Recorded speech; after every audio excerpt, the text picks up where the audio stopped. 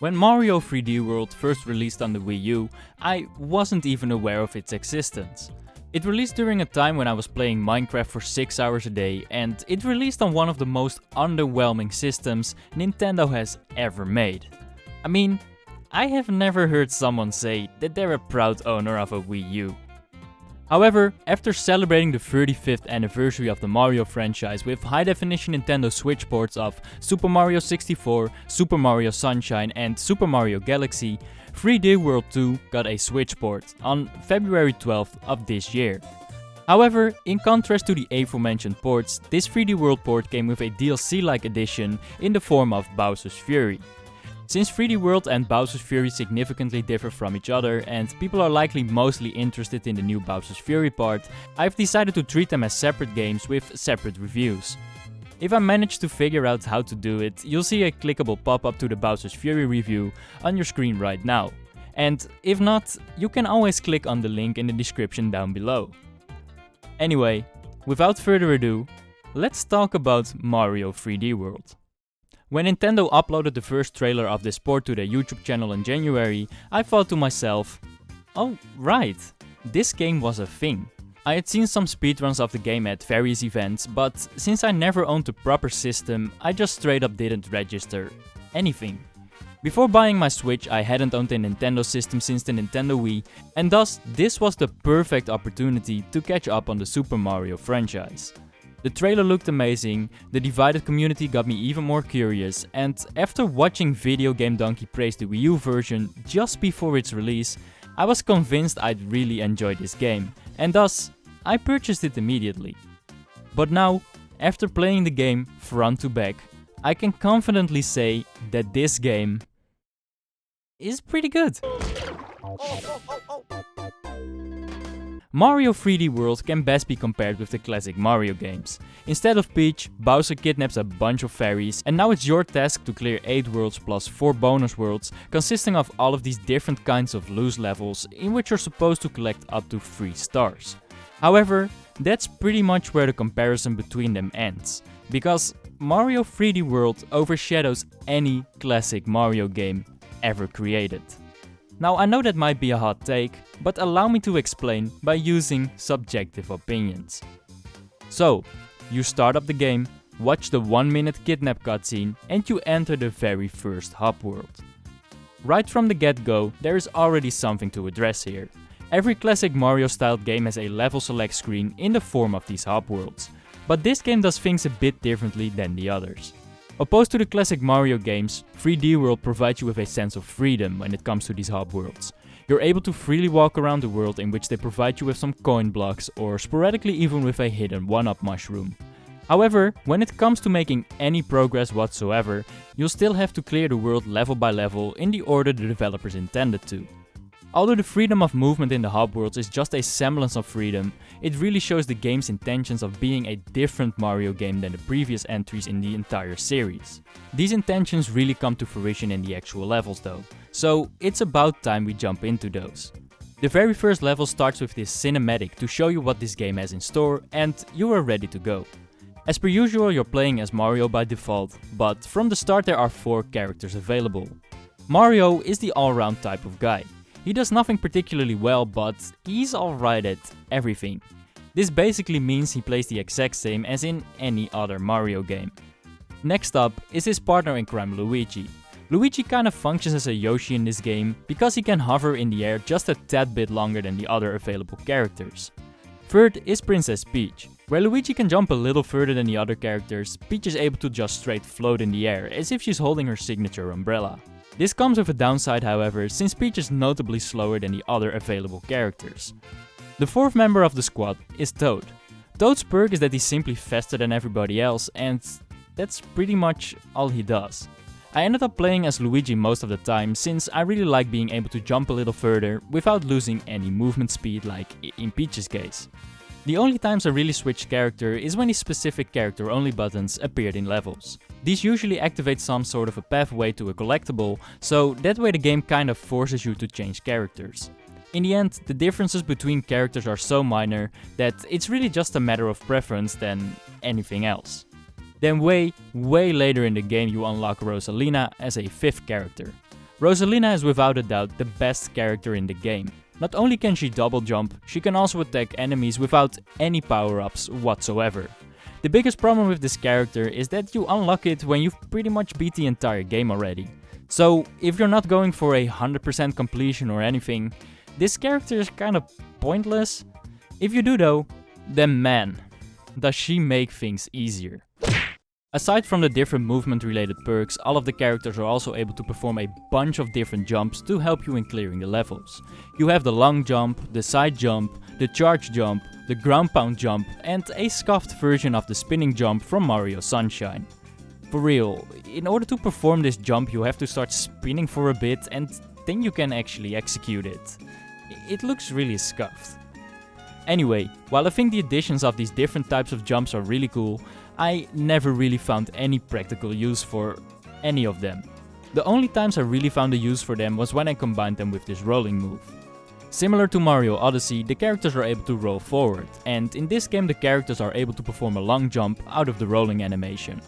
I used this a couple of times to get from platform to platform, but most of the time I just couldn't find any reason to do any of these. Everything is pretty much obtainable without them. Besides, most of the available power-ups overshadow these jumps anyway, both in clearing the levels and obtaining any collectible. And with this, I'm mostly aiming at the return of the Tanuki suit power-up. Not only does this power-up turn you into a raccoon, after which you can tail slap enemies, but you can also fly quite a long distance by jumping and holding the jump button. It usually means you can just skip huge parts of the level and it renders the long jump kinda useless. The Tanuki suit also comes in a white version which spawns in at the start of the level once you die one too many times.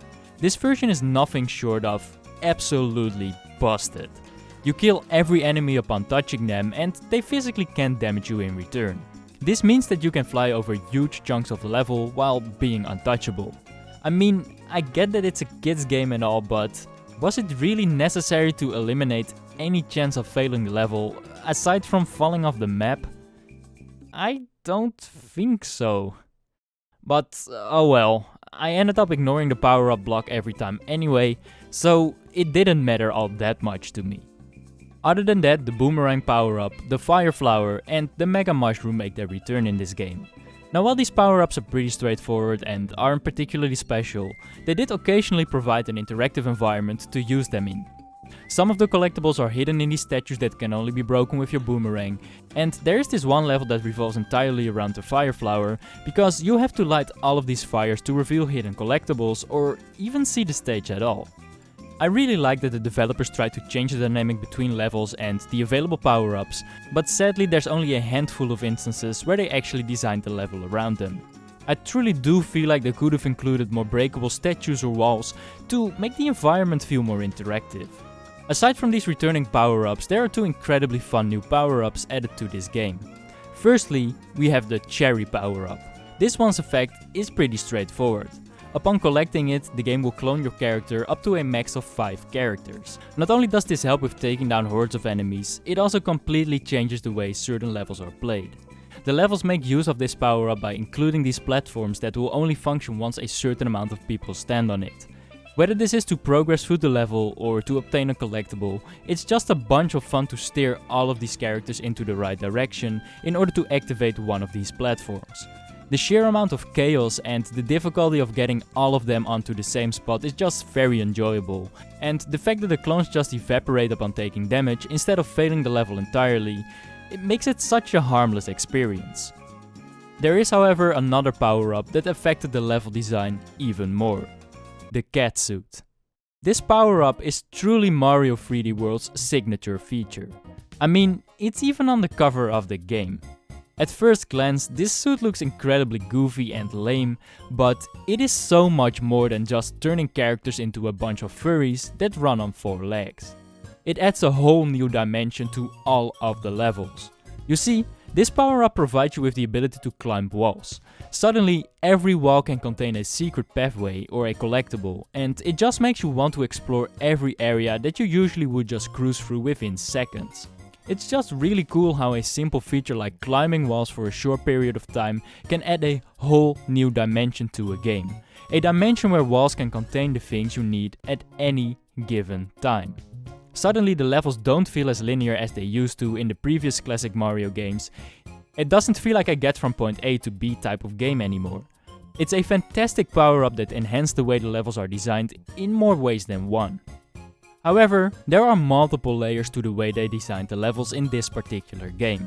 Aside from the power-ups, they also decided to include these helmets or hats, whatever you prefer. Upon grabbing any of these, you'll be wearing a helmet that does things such as shoot a cannonball every few seconds, shoot you up in the air upon pressing jump, or even burn these ghosts to death with a very bright light. These helmets are very goofy looking and feel incredibly random to me, because they are essentially power-ups but they're also not. But I actually did feel like they enhanced the overall experience. These helmets are actually thematic and are meant to make very few appearances, opposed to things such as that one standout fire flower level. Even though it's a little weird to have these next to the available power-ups, the levels that are designed around them were some of my favorite levels in the entire game. Who needs power-ups when you can have a humongous flashlight? But it's not just the level design around the power-ups and the helmets that positively surprised me. The level design in general is like something I had never seen before in a classic Mario game. The more levels I cleared, the more impressed I was with all of these levels. The creativity in terms of level design in this game is off the fucking charts. No matter the world, no matter the level, this game is just idea after idea after idea. The developers took every idea they had, both old and new, and threw it into one game. And goddamn, did they succeed in providing an enjoyable experience.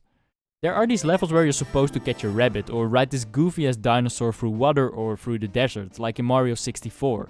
There are these flip panels, these beat blocks and these extending blocks from Mario Galaxy. And there's even a Mario Kart level where you just go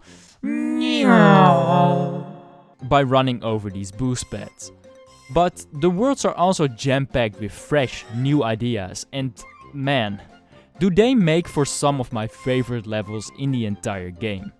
You jump from trampoline to trampoline, swing on these trapezes, use these ant-looking enemies as a means of transport.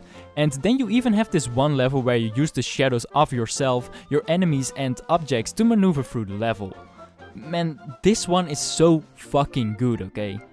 And then they also included this one level where they actually make use of the touchpad by making these boxes go up and down upon touching them. And yeah. This level didn't really do anything for me. I get that they wanted to make use of the unique touch feature of both the Wii U back then and the Switch right now, but this just isn't fun to do. You have to take your entire hand off the left or the right side of the handheld in order to do something as basic as make a box go up. It's kinda boring to do and I feel like they could have done a lot more with a touch feature like this. Then if you're playing on dock mode, you can press the R key on your Joy-Cons or your Pro controller to make this cursor appear, and you're able to move it around by tilting the controller. Now, while I mostly played on handheld, I noticed myself really disliking this mechanic. The movement just feels super scuffed and inefficient. You're much better off with boring handheld mechanics, to be honest. But hey, at the very least I got rid of the dumb blow feature to compensate. The touch feature then returns in one of my favorite levels in the entire game, the Japan-themed level. Not that the touch feature makes the level or anything, but this level is just really well made. The sliding doors and the iconic looking houses in combination with this close-up camera just makes for a very fun level where you're always wondering what's behind the next door. It's really well done. The best feature in this entire game, however, is something many players will likely take for granted. The clear pipe. This pipe is like the classic green pipe, but it's better in more ways than one. Once you enter the green pipe, the screen fades to black and then has to fade in once again before you can start playing. The clear pipe throws all of this out of the window. You slide in and you watch your character glide through it in order to progress to the next part of the level. Certain pipes make you pass through a beautiful scenery, others are used to literally shoot you to another platform, and some of them are just for these micro transitions. Then later on it gets even better when you realize you can throw fireballs through them, and you're supposed to dodge enemy fireballs and fuzzies as well by steering left or right at the correct time. Hell, you can even find stars in them. This clear pipe is just such a simple but brilliant mechanic that truly connects the level together. Not only is it really cool to maneuver your way through them, it also makes the different sections of the stage feel interconnected. And I mean, you can't tell me that this section in the very last level doesn't look spectacular.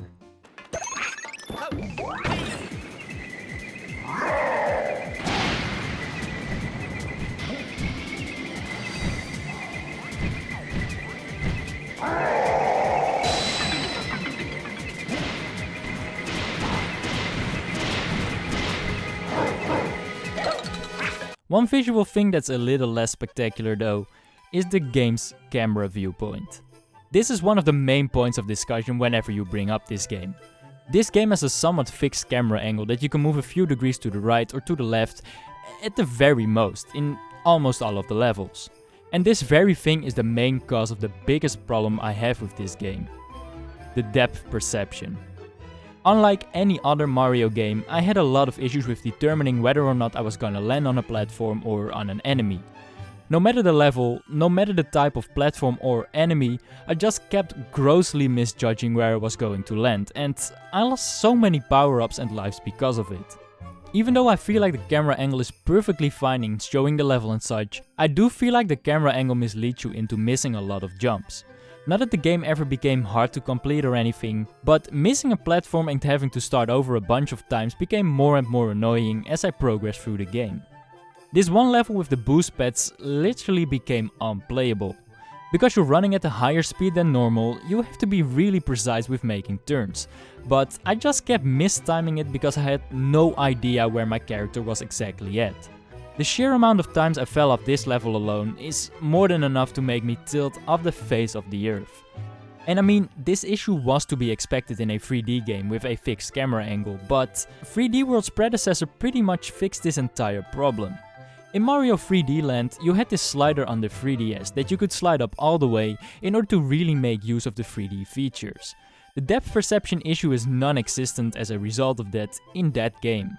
Now, while I know a Nintendo Switch isn't the equivalent of a 3DS, surely there had to be a way to mimic this feature, right? Why create a problem that wasn't there in the first place? I just don't get it. Lack of depth perception is such an unnecessary tilter in this game, it's beyond me. It didn't tilt me enough to not enjoy the many things the levels have to offer though. As per usual, there are 3 stars to be collected in all of the levels, but this game added a new collectible in the form of stamps. Now, while these don't really do anything other than fill up the stamp sheet and unlock the crown world upon collecting 76 in combination with 342 stars, they sure as hell are fun to collect. These stamps are truly worthy of the term secret, since most of them are very well hidden. I just love secrets like this that make you work for them. It stimulates the player to check every single corner or block, since it might just contain that one stamp you're missing. But it's not like collecting the stars is very straightforward or boring either. And with this I'm not just aiming at the aforementioned catsuit power-up that opened up a bunch of different locations to hide stars in. A lot of the levels have a mini level inside of them that is usually accessed by these question mark boxes. Each of these levels contains a star that can only be accessed if you complete a certain challenge within a set amount of time, kind of similar to WarioWare challenges. These challenges are very different every single time. Usually you need to beat enemies or overcome obstacles to unlock the star, and the time pressure just makes it all the more fun. The challenges aren't overly difficult or anything, but that was to be expected with a 10-second time limit. I really like this alternative way of collecting stars next to the regular stars that are hidden throughout the level. I'm a huge WarioWare fan myself, and I truly do enjoy these little minigames a lot. It's a change of pace, it's different, I love it. These WarioWare-like minigames don't just appear in the levels themselves, they also have their own separate accessible levels. Half of the worlds contain these cool-looking mystery houses that do the exact same thing as the pink question mark boxes in the regular levels. You get 10 seconds to overcome a certain challenge and obtain the star, after which you can move on to the next time trial. However, if you fail even one of them, you'll have to completely start over. Not only do I really like these minigames, it's also such an easy way to obtain stars. And considering you need to unlock certain levels with a certain amount of stars, these 10-second time trial mystery houses are very welcome. Within 2 minutes you're able to obtain up to 10 stars. Another nifty way to obtain stars is by completing a level that's related to another very enjoyable game. Captain Toad, Treasure Tracker. A couple of worlds have these levels where you do the exact same thing as in the Captain Toad Treasure Tracker game. You start at a certain point and you have to avoid and or climb on obstacles in order to obtain 5 stars and beat the level. I really like that they just implemented another game as a minigame in this game.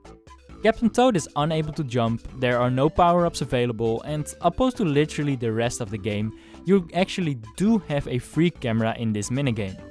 Not only is this once again an easy way to obtain stars, but it's also vastly different than the rest of the game, which makes it feel like a fresh breath of air. Now that we're back in the actual hub world, it's about time to cover the rest of the structures and enemies you can find in here. The hub world doesn't just consist of these different kinds of levels, there are 3 other structures that are in place to support the player in beating the levels. Whenever you enter a world, you'll often have an accessible lucky house somewhere on the map.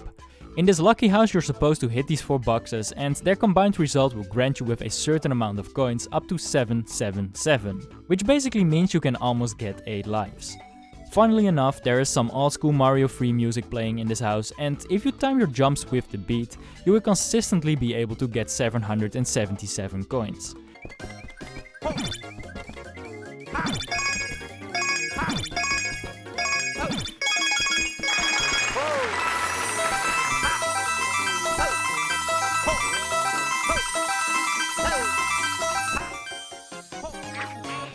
It's a very small, but very fun detail.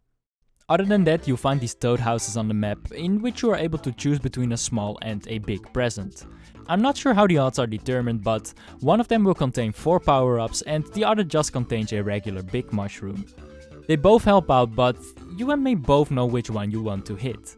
Both the lucky house and this building randomly reappear after clearing a level, so it's not like a one and done type of thing. Other than that, you'll find one of these Sprixie houses in every world. In here you can get the signature Sprixie or fairy stamp of that particular world, and that's pretty much it. Then last but not least, you'll find a bunch of mini-boss enemies blocking your path after defeating certain levels. You'll have to defeat them in a boss fight in order to clear the path, but they also grant you a star for your troubles. I really like these mini-boss fights, especially because they just feel very original. Whether it's throwing mini boulders at a bigger boulder or a headbutt brawl against this helmet enemy, they're just very fun boss fights. The only real negative about them is that they are straight up better than a castle boss fight. Most of the castle bosses are just generic turtle bosses that need to be jumped on thrice, and even the Bowser boss fights are super underwhelming. Like, there's nothing new to them. How much longer are they gonna milk the quote-unquote jump on them and then the shell spins mechanic? Like, come on man, if they would have reversed the mini bosses and the big bosses, it would have honestly felt like the correct order to me. Now that I'm talking about enemies anyway, you might have noticed that I haven't really mentioned the regular enemies yet. And the reason for this is pretty simple. They're always just a little underwhelming to me in these types of Mario games. I mean, I think it's really cool that they brought back enemies such as Spike from Mario Bros. 3 and these Galoombas from Mario World, but the problem I have with pretty much any enemy is that they're just not that much of a threat at all. Even new enemies such as this Conctor that's trying to peck you or this Brawler don't really add any threat either. Even though they're meant to be these obstacles that are blocking your path in every level, they feel like they're just kinda there to be there. The only reason enemies like this bomb shooting enemy felt threatening was simply because I was struggling so hard to stay on the level that I just kinda walked into their projectiles. Not because they posed a real threat. The struggles with the depth perception and the moving platforms in certain levels are so incredibly overwhelming that it truly overshadows the purpose of these enemies, and their only real purpose became punishing me for fumbling my movement for the millionth time. All of this almost made me overlook the fact that they actually look really appealing. A lot of the enemies are themed, look very good, are very different from each other in terms of looks and moves, and just fit the levels very well. Although they don't pose much of a threat, I do feel like they complement the levels, and I mean, it's not like I have a solution for making these enemies more threatening anyway. So, in the end, I guess I'm just being a little bitch. Anyway, that leaves me with one thing left to talk about. The multiplayer. I have seen a lot of people say that this game was designed for a multiplayer experience and that it takes away from the single player, but it truly doesn't feel that way to me. In fact, I'd say that the multiplayer experience is worse when you play with more than one friend. This game can be played with up to 4 people, and while I think it's great that they included a multiplayer feature, I noticed myself enjoying the game a lot more when I just played on my own. I mean, the game is certainly playable with 2 people. You'll have to coordinate your movement and you'll end up falling off the platforms a bunch of times because one of you mistimed the jump or something, but the experience was actually quite a bit of fun to me. However, if you play with 3 or 4 people, it just becomes a huge clusterfuck. There is so much chaos on the screen at all times, coordination is factually impossible and you'll end up dying and reviving over and over again, making the levels last forever. And it really doesn't help that the entire team shares lives either. With 4 people you'll fall off the level a bunch of times, wasting a life every single time. If this game was designed for multiplayer, then I'd say they sadly didn't really achieve the experience they were aiming for. Regardless of these minor criticisms, I think Mario 3D World is an amazing game. This format where they introduce idea upon idea upon idea in a set of incredibly short levels can feel a little overwhelming at times, but on the other hand it also prevents the game from becoming stale and dragging out for too long like some of the previous installments. Most of the levels will take you less than 3 minutes to complete, and thus you'll never feel like you're playing the same thing over and over again. The levels look gorgeous, the catsuit adds another amazing layer of depth to the game, the levels are incredibly enjoyable despite the depth issues, and overall it's just a collectathon I never got bored of. I mean, I 100%ed this game for a reason. And yet, I would not recommend buying this game at full price. You wanna know why? Because this is literally the same game from 7 years ago. I bet you didn't even notice the entire video consists of a mix of Wii U and Nintendo Switch footage. Of course, there are a few differences, but let me just show you how marginal they really are. Aside from the whole touchpad shenanigans, the Switch version runs on 60 FPS. Okay, cool. That's to be expected in 2021. Other than that, the game plays a lot faster than the Wii U version. Now, I don't know whose idea this was, but the only thing this did was make the depth perception issue worse. When I was recording Wii U footage for the comparison joke I just made, I noticed how much less I fell off platforms and such, because I just had time to think and adjust. Okay, so what's next? You can take pictures of the level by pressing up and put your collected stamps on it, which is a feature you'll never use. Last but not least, you can use your amiibos to give yourself power-ups, which is also a feature you'll never use, considering the sheer amount of available power-ups in every level. And that's literally it in terms of version differences. That's literally it. It's the same damn game. I think it's absolutely criminal that you port an old game to a new system and have the audacity to sell it for the price of a new game. Sure, they added Bowser's Fury to the game as well, but as you'll find out in the other video I just posted now, this game is only 4 hours, and it doesn't qualify as anything more than a DLC at the very most. How are these 3 games selling for the same price as one game plus a 4-hour DLC? It just doesn't make sense to me. If you port a game to a new system without any significant changes and add like 4 hours of gameplay to it, I think you can't justify selling it for anything more than 35 bucks. If you can sell these old games for like 20 bucks a piece, then selling one game plus a DLC for 35 is nothing but fair. Unless you really want to buy the game after hearing me out on Bowser's Fury in the other video, I'd say getting the Wii U version on a emulator is the way to go here. It is that I got a 25 euros gift card for participating in scientific research, and thus I was able to buy the game for half the price. But otherwise I would have probably regret not just playing the Wii U version for free instead. Price rent aside, this is most definitely my favorite classic Mario style game of all time. Is it better than Odyssey, Galaxy, Sunshine or 64? No. No, it's not. But 100%ing this was an absolute blast. I'd highly recommend playing 3D World, even if you just go for the Wii U version. The only thing that you'll miss out on is Bowser's Fury, since that's only on the Switch, but whether that's worth your time or not is something you'll have to find out in this video instead. Thanks for watching, and I'll see you next time. Peace!